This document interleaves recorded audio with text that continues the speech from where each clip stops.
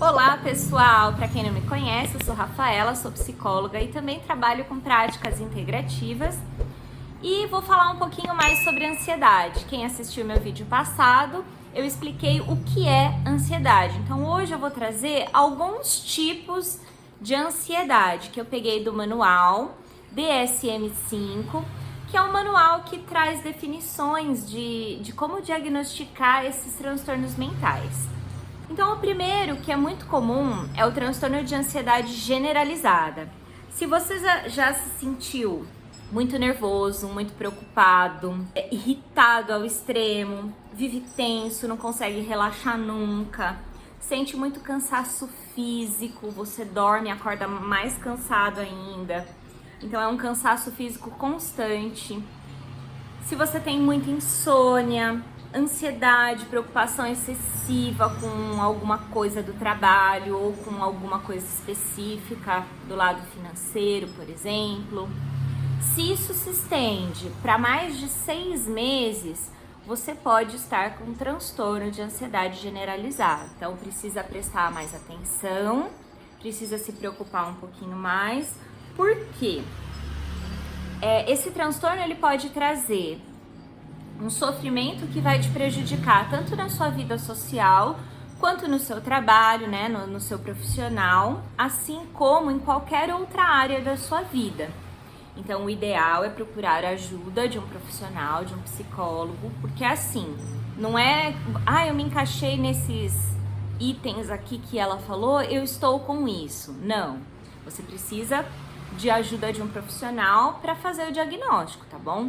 Se você sente esses sintomas que eu falei há mais de 6 meses, você pode estar com algum tipo de transtorno de ansiedade generalizada. Mas quem vai dar o diagnóstico é sempre um profissional, tá bom?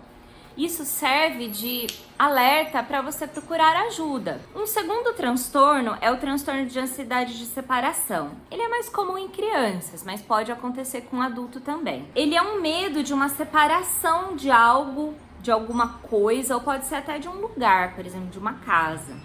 Então a criança, ela tem muito apego por um animalzinho de estimação, ou por um bichinho de pelúcia, ou para aquelas naninhas, né? E aí, esse apego dificulta ela ir para a escola, dificulta ela se relacionar com outras pessoas se ela não estiver com um objeto ou a pessoa de apego. Então, se ela é muito apegada à mãe, por exemplo, isso impede, essa ansiedade impede ela de ir para a escola. Ela vai ter dor de barriga, ela vai ter dor de cabeça, ela vai vomitar e ela não vai querer ir para a escola. Então, isso pode ser um transtorno de ansiedade de separação. Tem tratamento para isso. E assim, quando acontece com adulto, às vezes a pessoa se limita a ir ao supermercado. Ela não consegue ir ao supermercado sozinha, por exemplo. Ela não consegue ficar longe de casa, ela não consegue sair, não consegue se relacionar. Um terceiro tipo de transtorno de ansiedade é o mutismo seletivo. Também é mais comum em crianças. A minha filha, ela teve um pouquinho de mutismo seletivo agora na pandemia. O que é o mutismo seletivo? Simplesmente ela não consegue conversar, não consegue responder quando as pessoas falam com ela. Então ela respondia só pra gente que é da família. Se a gente saía do convívio social e ela visse uma pessoa diferente, principalmente um adulto, que se dirigisse a palavra com ela ou conversasse com ela ficava muda. Ela não respondia. E isso compromete a comunicação e a interação social, porque até no parquinho, quando crianças vinham conversar com ela não respondia. Isso é um tipo de ansiedade. Então, nós ainda estamos trabalhando isso com ela. Ela já melhorou bastante, já está se comunicando, já está tentando interagir mais, e já está perdendo o medo da rejeição, o medo de ser julgada pelos outros e tudo mais. Um quarto tipo é uma fobia específica. Se é uma fobia específica, é um medo extremo de algo específico. Por exemplo, fobia de barata, fobia de rato, fobia de altura, fobia de água, que é um medo excessivo em relação a algo que não oferece um perigo real. É uma ansiedade insistente antes mesmo de você se deparar com aquilo. Então tem pessoas que só de pensar em ir à cozinha e encontrar uma barata novamente, já entra em pânico antes de entrar na cozinha, porque em alguma situação ela se deparou com uma barata lá. Isso já é uma fobia específica e precisa ter um olhar mais apurado sobre isso. É lógico que a gente tem fobia de animais peçonhentos, fobia de alguns certos animais, mas não o tempo todo. Tem pessoas que deixam de realizar atividades por um medo, por uma fobia extrema de algo específico que às vezes nem existe na casa dela, que nem denota tanto perigo assim. Por exemplo, tem pessoas que têm fobia de dentista.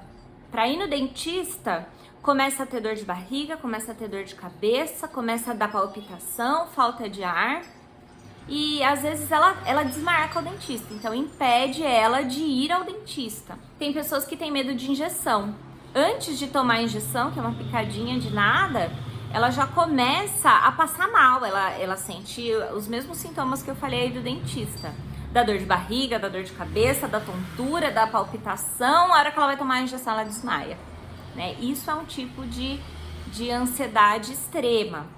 É lógico, eu não gosto de tomar injeção, não gosto de tirar sangue, mas quando eu vou fazer isso, o que eu faço? Eu viro o rosto e bora lá, tem que fazer, vamos fazer. É desconfortável? Gera um pouquinho de ansiedade, porque eu sei que vai ser desconfortável? Ok, isso é normal.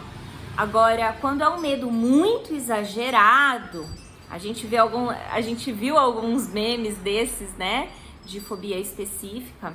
Agora, na época da vacina aí, saíram alguns memes que são um exemplo disso que eu tô falando, tá bom? Então, eu posso até ter uma aflição e um desconforto, mas aí nada muito intenso, ok? Quando algo já é muito intenso, eu deixo de fazer certas coisas por medo do que eu vou encontrar, ou por medo ou eu começo a passar mal. Só de pensar naquilo pode ser um tipo de ansiedade específica, de fobia específica. Um quinto transtorno pode ser a fobia social. A fobia social é um medo exagerado de julgamento e avaliação de outras pessoas. Tem pessoas que não saem de casa. O que é a fobia social? É medo de estar no meio de outras pessoas. Então não vai ao supermercado, não vai a uma festa, prefere ficar isolado dentro de casa, porque o que mais aborrece a pessoa é o julgamento dos outros. O que o outro vai pensar de mim, o que o outro vai falar de mim, o que o outro vai achar de mim. Então, ela não come em público, ela não fala em público. Se ela sai, ela evita comer. Se o outro olha pra ela, ela já começa a criar um monte de projeção do que o outro tá pensando dela, do que o outro tá falando dela. E aí a autoestima dela vai cada vez ficando mais lá no pé. Na verdade, todos esses medos, todas essas angústias, todos esses julgamentos estão dentro da pessoa. Ela faz muito isso com ela, então quando ela sai e alguém olha pra ela, ela acha que o outro já tá criticando ela. E aí ela vai ficando cada vez com a baixa autoestima menor e isso pode levar até um quadro de depressão. A fobia social também vem junto com medo da avaliação de outras pessoas, vergonha, medo de ser humilhado, medo de ser criticado, ou seja, as pessoas que têm fobia social valorizam muito a opinião dos outros. Então é um tipo de fobia que precisa prestar muita atenção, porque ela começa com a pessoa não querendo sair de casa, não querendo estar em ambientes sociais. Então já é um alerta. Um sexto transtorno é o transtorno de pânico, que ele é bem comum também. O transtorno de pânico, ele vem com uma série de sintomas físicos, além dos sintomas psicológicos, né? Ele vem associado a tremor, sudorese, que é excesso de suor, né? Um suor excessivo, além do normal, taquicardia, medo intenso, formigamento nas mãos, paralisação, crise muito forte de nervosismos, calafrios junto com esse nervoso, falta de ar, sensação de sufocamento, parece que você vai morrer, parece que o ar não tá entrando. Você respira e parece que o ar não tá entrando.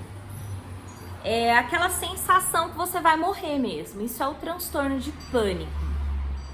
E a síndrome do pânico, como muitos conhecem, ela se caracteriza por essas crises repentinas. Então, do nada, entre aspas, você começa com esses sintomas físicos, que não tem uma causa assim aparente.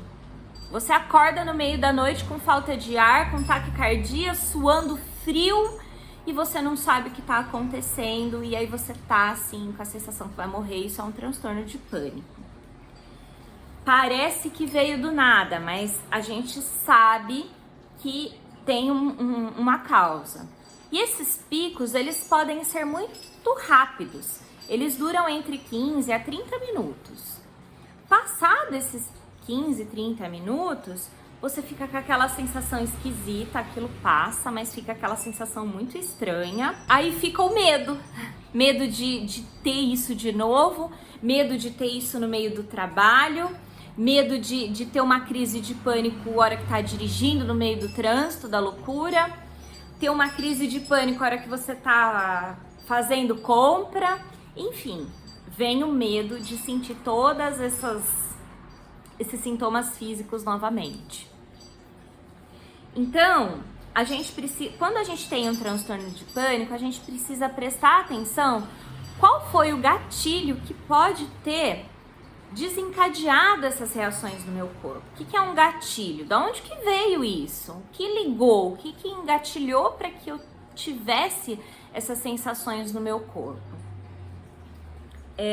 Muitas pessoas, quando têm um transtorno de pânico, eles querem ficar só dentro de casa, por medo de ter uma crise no meio de outras pessoas, tá? Então, o transtorno de pânico, ele precisa ser olhado também com muita cautela, com muita atenção, porque ele acontece de maneira bem espaçada no começo, acontece uma vez, passa alguns anos, acontece de novo, até que isso fique muito recorrente. Então, assim, teve um transtorno de pânico, teve uma crise de pânico, procure um profissional, procure entender o que passou, procure entender o que você estava passando, tá? Muitas pessoas têm preconceito de ir para um psicólogo, de procurar uma psicoterapia, mesmo que seja uma alternativa, um reiki, barras de axis, um theta healing. Por que as pessoas têm esse receio de fazer essas psicoterapias, essas terapias holísticas? Medo de se conhecer. E elas falam, eu não vou fazer isso porque isso é de gente louca, eu não sou louca, eu não preciso de ajuda. Na verdade, eu não conheço nenhum ser humano que nunca passou por um trauma, que nunca passou por uma situação difícil, que nunca passou por uma situação onde ela sofreu algum tipo de humilhação ou se sentiu desvalorizada. Eu não conheço nenhum ser humano que nunca passou por um problema na vida. Então, todos nós podemos e devemos fazer algum tipo de autoconhecimento. A psicoterapia é maravilhosa, tá? Uma psicanálise é maravilhosa, né? Um outro tipo, então, de transtorno é agorafobia. Agorafobia é medo de lugares abertos. Então, medo de ir numa rua, sozinho, medo de ir a um show. Você começa a projetar que você tá na rua sozinho, você vai ser assaltado, ou alguém vai te bater, alguém vai cometer algum ato de violência. Ou você vai a um show que é lugar aberto, você já fica procurando a saída, procurando se acontecer uma briga aqui por onde que eu vou. Isso é agorafobia. É um medo excessivo de estar em lugares abertos em meio a muitas pessoas. A pessoa, ela considera que o perigo é desproporcional ao que realmente ele é. É uma insegurança muito grande. E aí eles só saem acompanhados, só saem se tá tudo certo, se eles se sentem mais seguros. Um oitavo transtorno é o transtorno de ansiedade induzido por uso de substância. Então, quando a pessoa faz uso de droga, excesso de cafeína, cápsulas de pó de guaraná, excesso de álcool, usa anfetaminas ou opioides, né?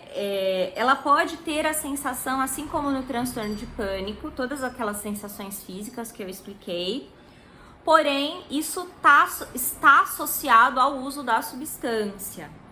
E ela pode sentir tudo isso no dia seguinte ou alguns dias depois. Um nono transtorno é o transtorno devido a outras condições médicas. Está relacionado a outras doenças. Medo, ansiedade por uma doença. Então a pessoa descobre que está com câncer. Aí vem aquela ansiedade devido a outras condições médicas. Então vem a ansiedade, o medo de morrer, o medo do tratamento ser doloroso, o medo de fazer quimioterapia, o medo de fazer radioterapia, o medo de sofrer, o medo de morrer mesmo, né? Então, esse é um tipo também específico. Existem vários outros tipos, mas aqui eu só vou falar mais ou menos sobre esses que são os principais. E isso vai ajudar vocês a terem, assim, um direcionamento. Olha, eu acho que meu pai tá com um transtorno tal. Eu acho que a minha mãe pode estar com um transtorno generalizado. Ah, eu acho que a minha filha preciso prestar atenção porque ela deve estar com mutismo seletivo. E aí você pode procurar ajuda. Então, esses tipos de transtornos de ansiedade eu trouxe aqui para dar uma luz, um direcionamento para que você possa procurar um profissional para verificar se realmente a pessoa está com transtorno de ansiedade ou não, tá? No Brasil, eu vi aqui alguns dados, mais ou menos 1 em cada 3 pessoas sofrem de ansiedade no Brasil. Então, se você não sofre de ansiedade, você pode conhecer alguém que sofre de ansiedade. E aí você pode, por favor, enviar os meus vídeos para que eu possa ser contribuição para essa pessoa, tá bom?